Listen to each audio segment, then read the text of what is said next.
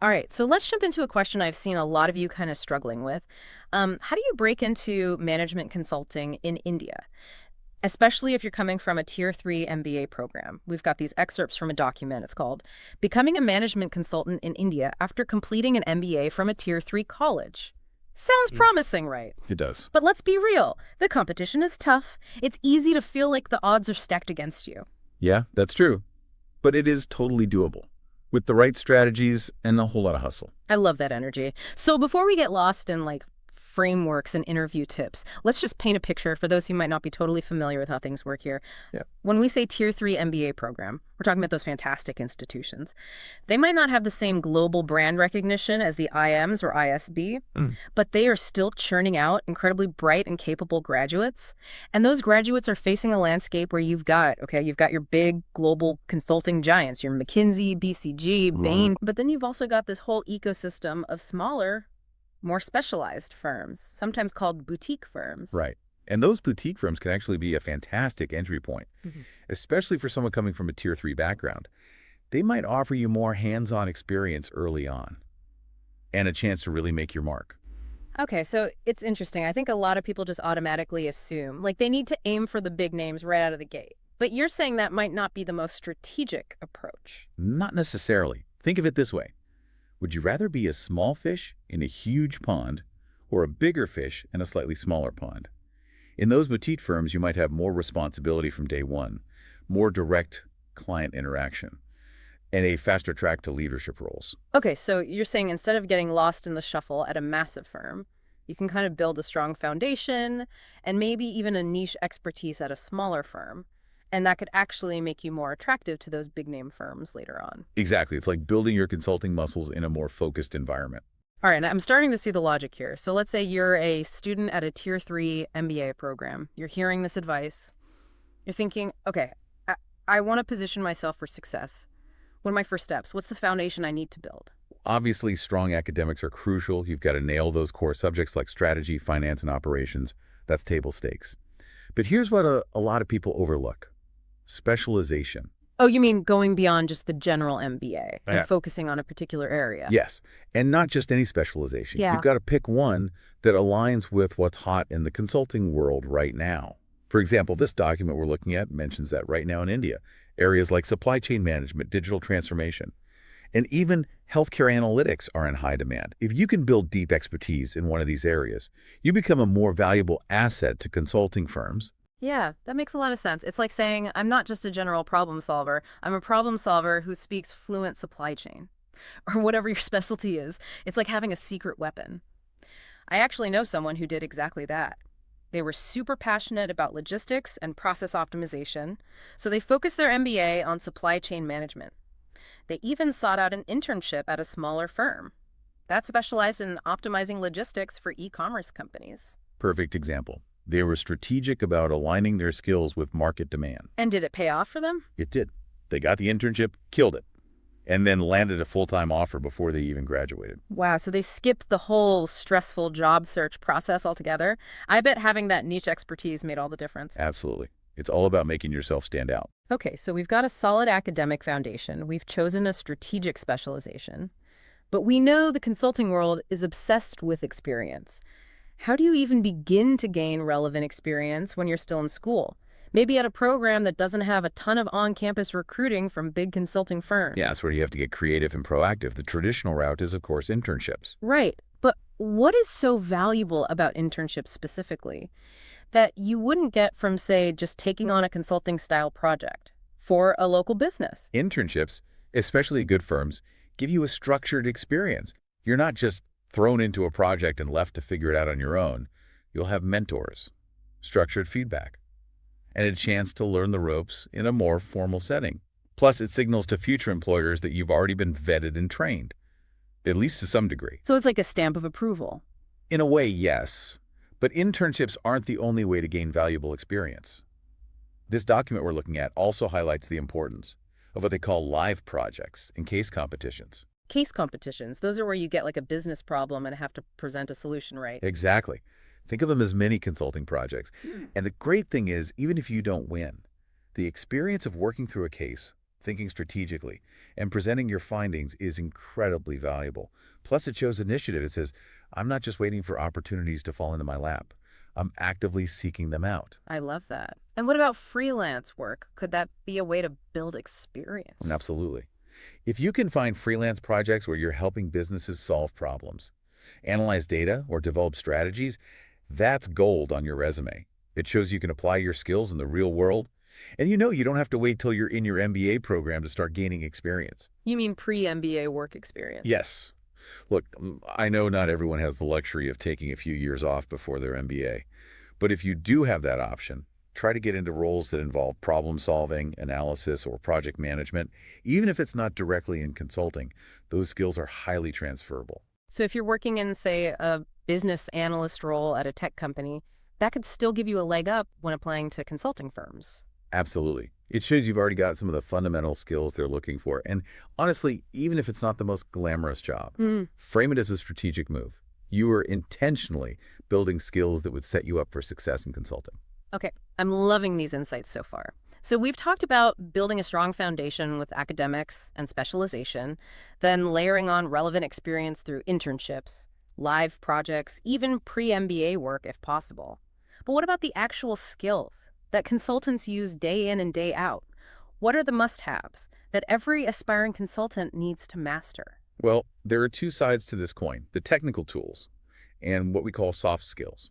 And honestly, they're both equally important. Okay, so let's start with the tools. What are we talking about here? This is where it gets a little less glamorous, but absolutely essential. You've got to be a whiz with Excel and PowerPoint. I'm talking mastery, not just basic proficiency. Excel is your data analysis, financial modeling, number crunching powerhouse, and PowerPoint. Well, that's how you communicate your brilliant insights Yeah. in a clear and compelling way. Oh, the PowerPoint struggle is real. I think we've all been there, trying to make a chart look halfway decent and fighting with formatting for hours. It's definitely a rite of passage, but those are the basics. But these days, you've also got to have at least some familiarity with data analytics tools. The document we're looking at specifically mentioned Tableau, Power BI, and even Python as examples, right? Exactly.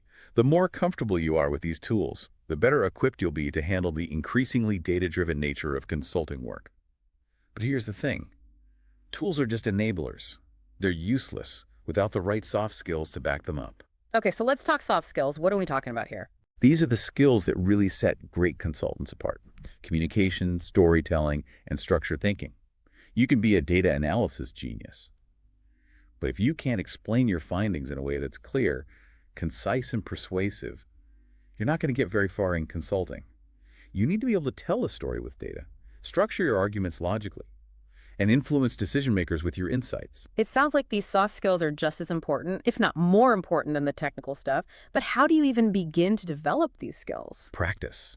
And not just any practice, deliberate practice. Seek out opportunities to present your work, get feedback, and refine your communication style. Speaking of practice, I know case study practice is a huge deal in the consulting world.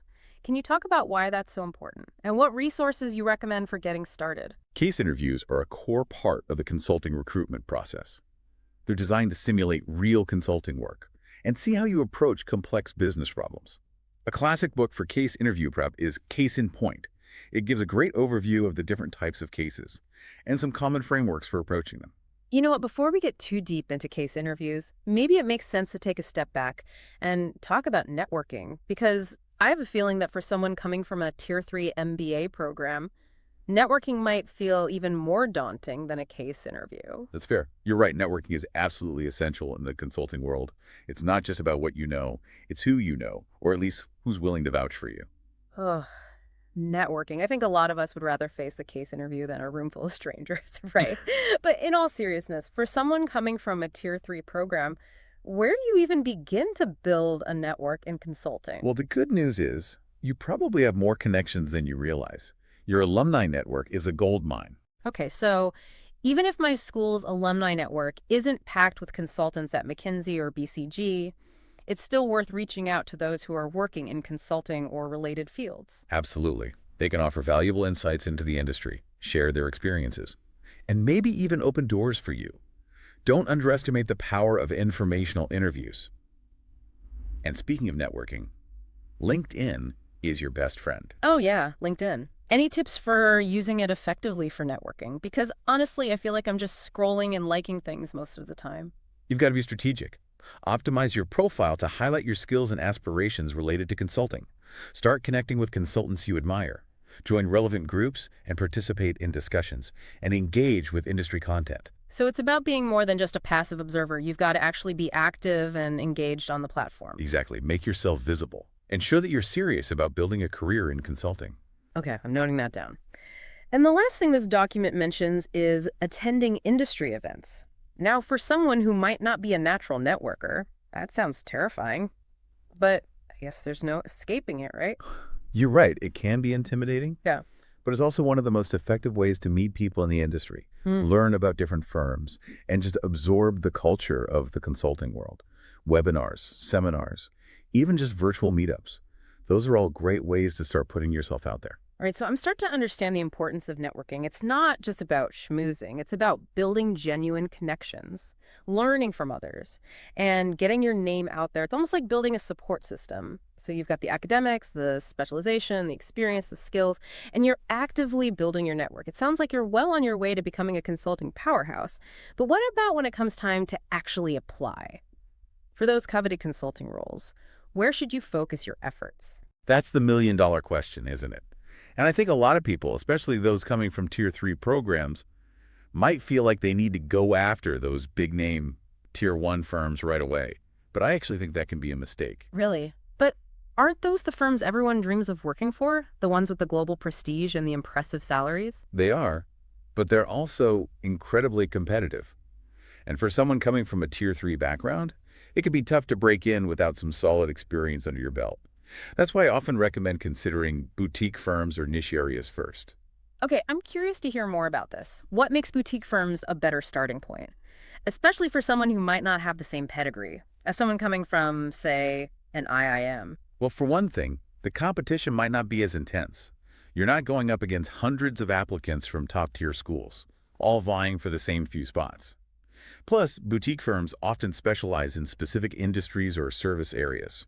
So you're saying that if you've already built some expertise in, say, healthcare analytics or supply chain management, you could target boutique firms that focus on those areas. Exactly. You're already a step ahead of the game. Yeah. And because boutique firms are smaller, you might have more opportunities for hands-on experience, faster career progression, and maybe even more direct client interaction early on. Yeah, that makes a lot of sense. It's like you're not just another cog in a giant machine. You have a chance to really make an impact and stand out. But wouldn't that also mean less exposure to those big name clients and projects that you might get at a tier 1 firm? That's a valid point. But remember, you're playing the long game here. The experience and skills you gain at a boutique firm can actually make you even more attractive to those Tier-1 firms later on. Okay, so it's like you're building a strong foundation and a niche expertise that you can then leverage to move up to those bigger firms down the line. Precisely. While we're on the topic of niche expertise, this document we're looking at highlights some high-demand sectors in India for consulting right now. IT, healthcare, and finance. So if you can build expertise in one of those areas, you're basically a hot commodity. Pretty much. Think about it. India's IT sector is booming. Healthcare is undergoing massive transformation, and the financial services industry is always evolving. Consulting firms need people who understand these industries inside and out. So it's not just about generic consulting skills, it's about that specialized knowledge that makes you truly valuable. Exactly. Now let's talk about something that I know is on everyone's mind. The consulting interview. Ooh, the interview process is obviously a big deal. What are the parts that people tend to find most challenging? Well, the consulting interview is notorious for being rigorous and multifaceted. Typically, it involves two main hurdles: the case interview and the personal experience interview, or PEI. Okay, let's break those down. What exactly is a case interview? Imagine you're thrown into a real consulting project, but condensed into a 30-minute conversation. You'll be presented with a complex business problem and asked to analyze it, develop solutions, and present your recommendations, all while thinking out loud and engaging with the interviewer. So it's not just about knowing the right answers. It's about showcasing your thought process Yeah. and problem-solving abilities. Exactly. And this is where frameworks can be incredibly helpful. Things like SWOT analysis, the 3 Cs. And the MTE principle can help you structure your thinking and approach the problem systematically. Okay, hold on a second. I know we've mentioned these frameworks a few times, but can we take a minute to actually explain what they are and how they're used in a case interview? I have a feeling some of our listeners might be thinking, SWOT, what? You're right. Let's demystify these a bit. Take SWOT analysis, for example. It stands for strengths, weaknesses, opportunities, and threats. It's a simple, but powerful framework for evaluating a company's internal and external environment. So in a case interview, you might use SWOT to assess, say, a company's competitive position or to identify areas for growth. Exactly. Or take the 3Cs framework, which stands for company, customers, and competitors. It helps you analyze the market dynamics and understand the competitive landscape. I see. So these frameworks aren't just theoretical concepts, they're actual tools that consultants use to break down complex problems. But I have to admit, learning all these frameworks before my first mock case interview was a little overwhelming. It felt like learning a new language. I can imagine. It does take time and practice to get comfortable with these frameworks, and that's why mock interviews are so crucial. Mock interviews, those are where you practice a case interview with someone who can give you feedback, right? Yes, and honestly, the feedback is the most valuable part. You'll discover your strength, identify areas for improvement, and get comfortable with the format. You know, I actually have a story about my first mock case interview. It was a total disaster. I fumbled through the analysis, got lost in the data, and my recommendations were all over the place. But looking back, it was the best thing that could have happened How so? because it showed me exactly where I needed to improve. From then on, I dedicated myself to practicing cases, refining my communication, and really understanding those frameworks. By the time I had my real interviews, I felt so much more confident and prepared. That's a great story. And it highlights the importance of embracing those early stumbles and using them as learning opportunities. So you've aced the case interview. You've impressed them with your problem-solving skills. But the interview process isn't over yet, right? What about the PEI? The PEI is all about you. It's your chance to showcase your past experiences and how they've shaped the skills and qualities that are relevant to consulting. So it's like a behavioral interview, but with a consulting twist. Exactly. Be prepared to answer questions like, tell me about a time you had to overcome a challenge, or describe a situation where you had to lead a team. The key is to choose stories that highlight your leadership, problem-solving abilities, teamwork, and communication skills. And I'm guessing you want to back up those stories with concrete examples and quantifiable results, like I led a team of 5 to achieve a 20% increase in sales. You got it. Data and metrics speak volumes. They show you're not just talking the talk, you're walking the walk. All right, so you've conquered the interview. You've impressed them with your stories, your skills, your personality. But before you even get to the interview stage, you've got to get past that initial screening process, which means a killer application. What makes a consulting application stand out, especially for someone coming from a Tier-3 program who might not have the same brand recognition on their resume? There are two key components to any consulting application: your resume and your cover letter, and they both need to be absolutely stellar. Okay, let's start with the resume. What are some tips for making a resume that screams, hire me, to a consulting firm? First and foremost, it's got to be clear, concise, and tailored to the specific firm you're applying to. Highlight your problem-solving skills, leadership experiences, and Yeah. achievements, but don't just lift them, quantify them. You mean using numbers and data to back up your claims? Exactly. Instead of saying, I improved efficiency, say, I implemented a new process that increased efficiency by 15%. Numbers grab attention and show that you have a tangible impact. I love that. Show, don't tell. And what about the cover letter? I feel like cover letters are often overlooked, but they can be a powerful tool for making a personal connection, right? Absolutely. This is your chance to showcase your personality, your passion for consulting, and your understanding of the specific firm you're applying to. Generic, cookie-cutter cover letters won't cut it. You need to do your research. So spend some time on the firm's website, read their thought leadership, understand their culture and values. Exactly. Tailor your cover letter to reflect that understanding and highlight why you're a perfect fit for their team. Okay, so we've got a rock-solid resume, a personalized and compelling cover letter. What else can you do to boost your application, especially if you're coming from a Tier-3 background and want to show that you're serious about consulting? Well, while they're not strictly necessary, certifications and additional courses can definitely give you an edge. What kind of certifications are we talking about? There are consulting-focused certifications, like the CMC, or Certified Management Consultant, which demonstrates a commitment to professional standards in consulting. And for those interested in data analytics, What options are there? Six Sigma certifications are highly regarded, as are general data analytics certifications. And there are tons of online courses on platforms like Coursera, EDX, and Udemy that can boost your knowledge in areas like strategy, management, or data analysis. So it's all about continuous learning, even outside of a formal degree program. It shows you're proactive and dedicated to your craft. Exactly. Now, I want to address something that I know might be on some people's minds. Yeah. What if, despite all your efforts, you're not able to break into consulting right away? Yeah, that can be really discouraging, especially after putting in so much work. What advice would you give to someone who's facing that situation? First of all, know that you're not alone. The consulting world is incredibly competitive, and rejection is part of the process. But it's important to remember that there are alternative paths that can lead to consulting roles down the line. What are some of those alternative paths? Joining a strategy department or corporate planning team within a large company can be a great way to gain experience in problem solving and strategic thinking. So it's like getting consulting experience from the client side. Exactly. You'll be working on similar projects and using similar skills, but from a different perspective. Operations or business analyst roles can also be fantastic stepping stones to consulting. These roles often involve analyzing data, identifying areas for improvement, and recommending solutions, which are all highly transferable skills. So it's not about giving up on your consulting dreams. It's about being strategic and finding alternative ways to build the skills and experience. That will make you a strong candidate later on. Exactly. And who knows, you might even find that you love the work you're doing and decide to stay on that path. But for those who are still set on those Tier 1 firms, is there hope? I think that's the question a lot of our listeners are probably wondering. Is it possible to make that jump from a smaller firm or a related field to a Tier 1 consulting giant? Absolutely. In fact, gaining experience in a smaller firm or a related field can actually make you more attractive to Tier 1 firms later on. How so? For one thing, you'll have a proven track record.